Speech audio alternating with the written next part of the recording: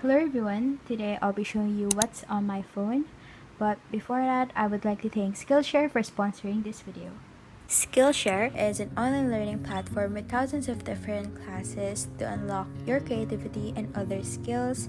Their classes ranges from web development, photography, animation, and etc. while being flexible on your time and schedule.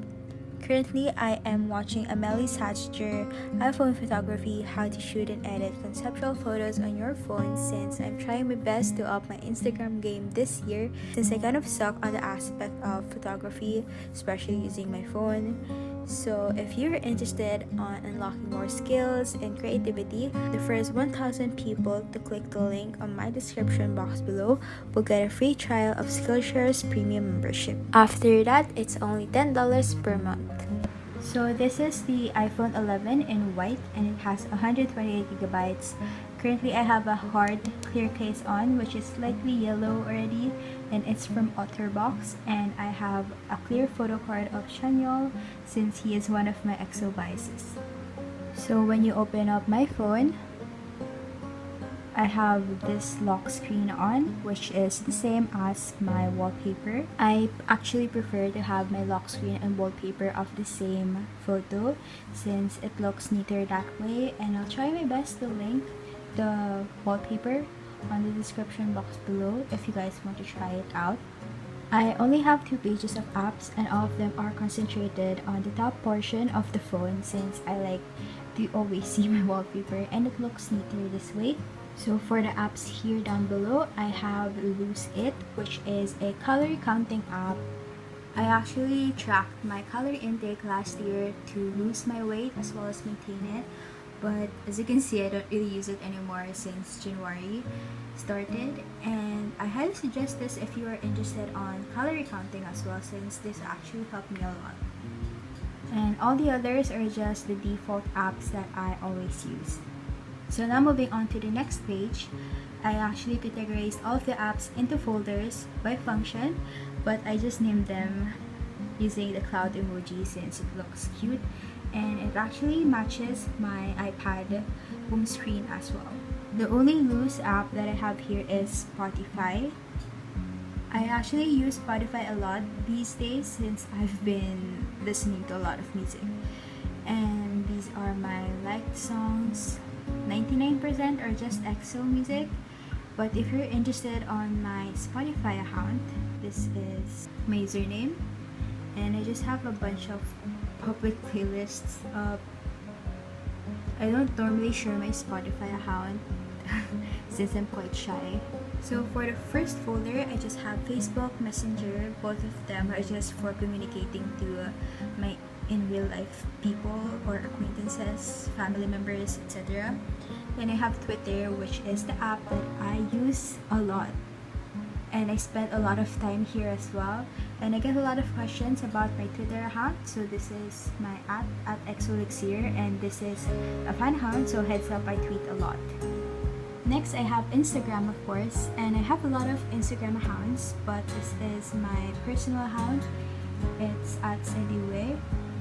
Meanwhile, this is my ahnyeongs account. This is actually my study slash journal slash planner account, and I actually communicate more here.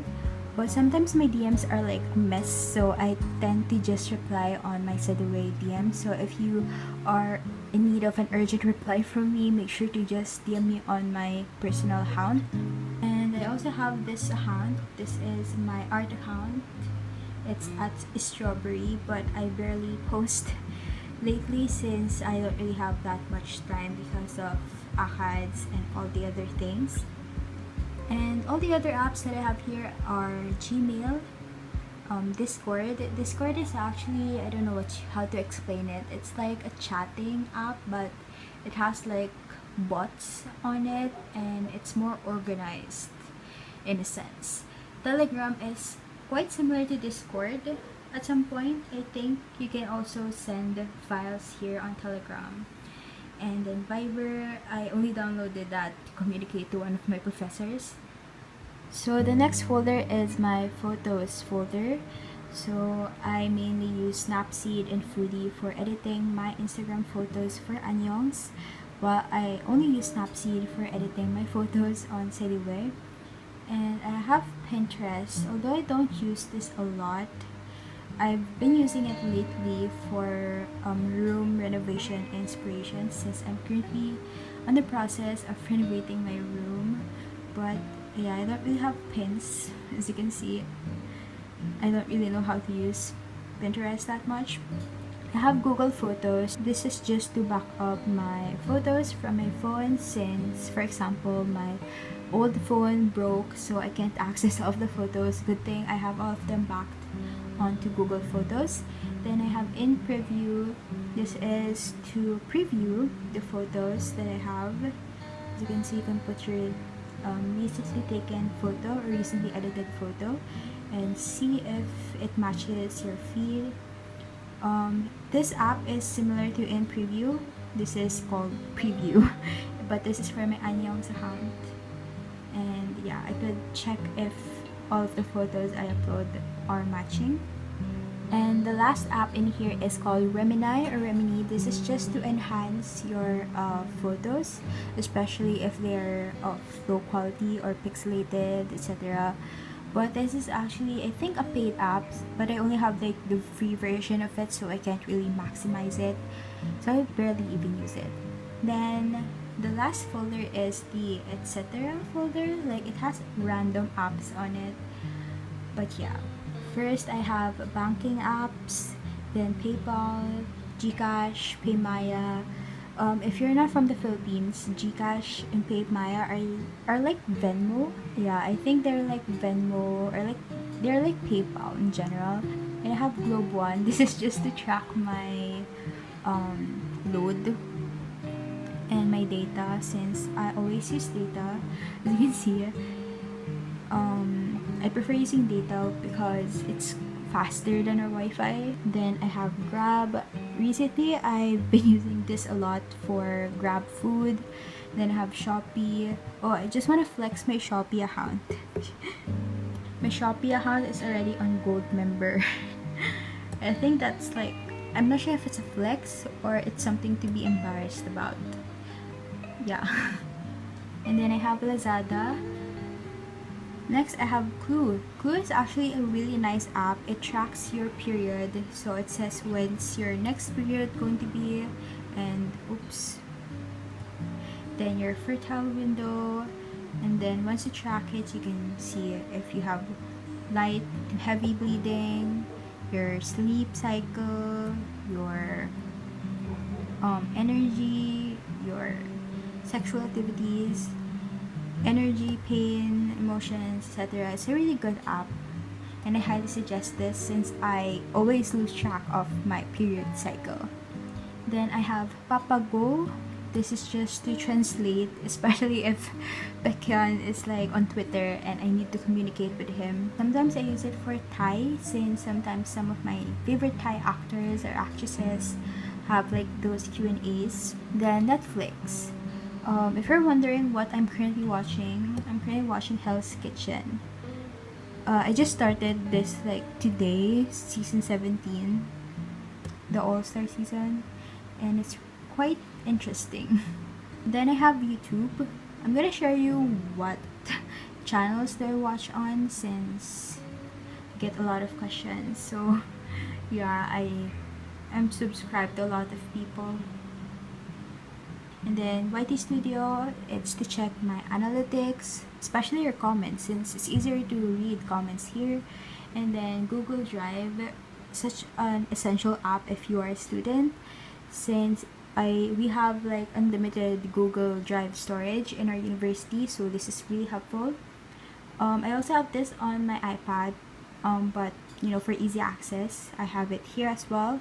Google Classroom, I don't really use Google Classroom on my phone. I mostly use it on my iPad or my laptop, but just in case. Then Skillshare, then Beauty MNL. This is like, it's like Shopee and Lazada, but for beauty items. I haven't really tried purchasing from Beauty MNL, so. And then I have Zalora. I think Zalora is for branded items. I only use this app for purchasing gift items last Christmas since I couldn't really go out, but it's actually really useful. Mr. Speedy, Lala Move, ang CAS mostly are just for shipping items or receiving items. And then VLive, if you're a K-pop fan, you probably know about VLive, but it's on error. I don't know why. It won't open, but I just follow EXO on VLive. Foam Memo, it's for like a printing app. And then Widgetsmith, which I showed you a while ago, and Class Up. I have Class Up on my older phone, but I couldn't sync it with this phone since I couldn't open my old phone anymore. So basically, that's it with what's on my phone.